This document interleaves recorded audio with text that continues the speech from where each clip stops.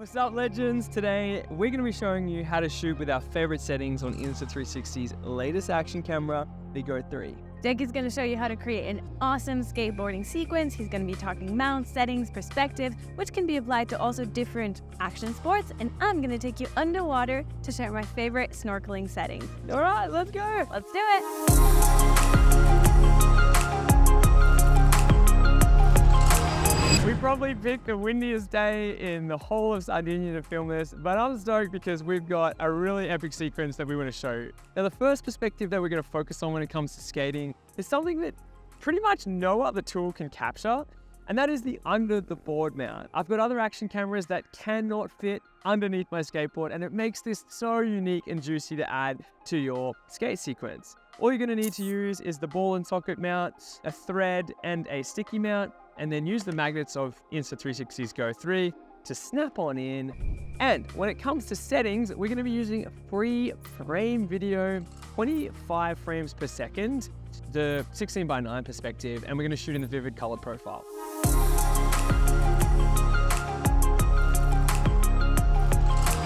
The next perspective is something which looks super clean in all action board sports, and that is a point of view. Now, if you've got the Go 3, it comes with a hat clip, so why not use it to capture your point of view? You can quite simply just snap it in.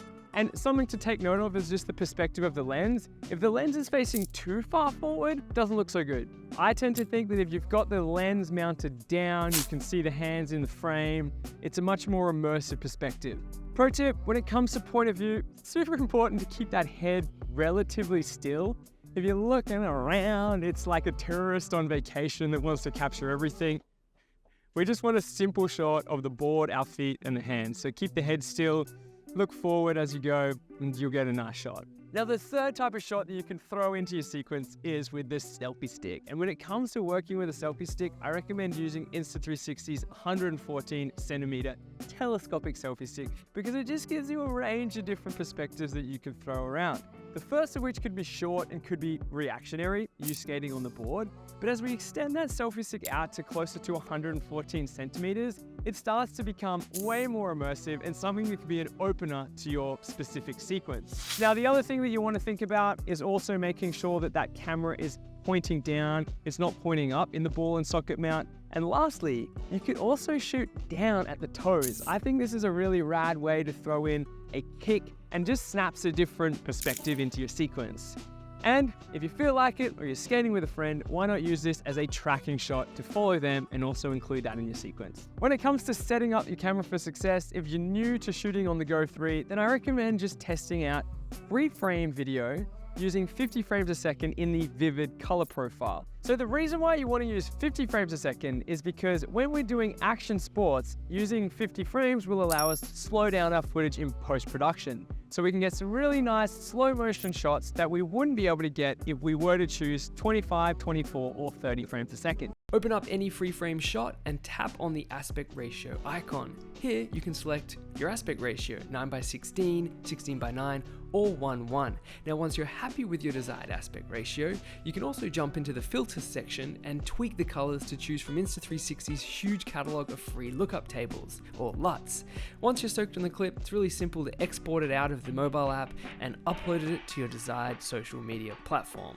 If you're a pro user, you might want to experiment by adding some motion blur into each of these perspectives. To do so, switch your settings to manual and whack on an ND filter. In light like this, I'd probably go for the ND64, and we're going to manually set our shutter speed to as low as possible.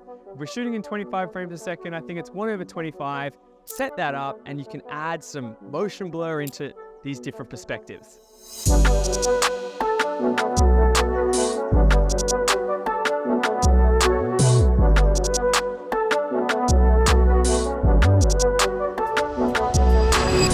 The first perspective that I want to talk through today is the mask perspective. It's a POV. We don't have a hat underwater, but we have this awesome crusty mask, which comes with a screw top right here. So what I've done is I've just screwed in the ball and socket mount that comes within the kit and snapped on the camera thanks to the magnetic mount like this.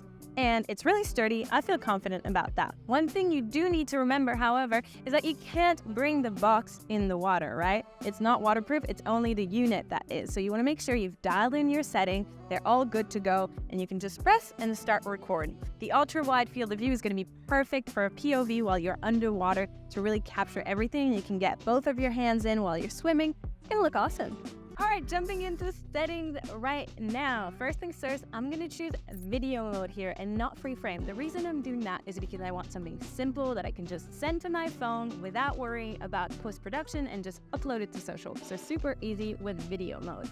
Video mode also enables you to choose 2.7K, which is the highest quality you can record. It looks amazing, so why not go with that? I'm gonna shoot 30 frames, vivid color profile, and when it comes to the field of view, I'm gonna go with ultra.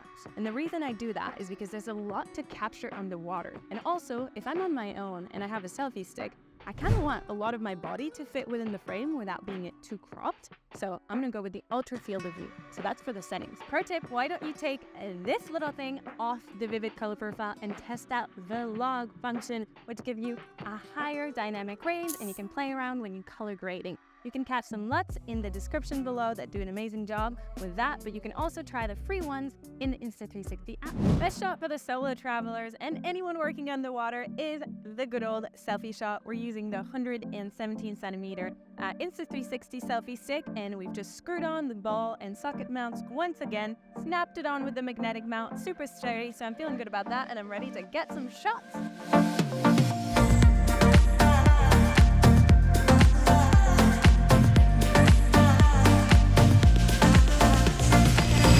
That's it for us. Now it's your turn to get some awesome shots with the Go 3. Thumbs up if you've enjoyed exploring Sardinia, and we'll see you guys in the next video. Peace!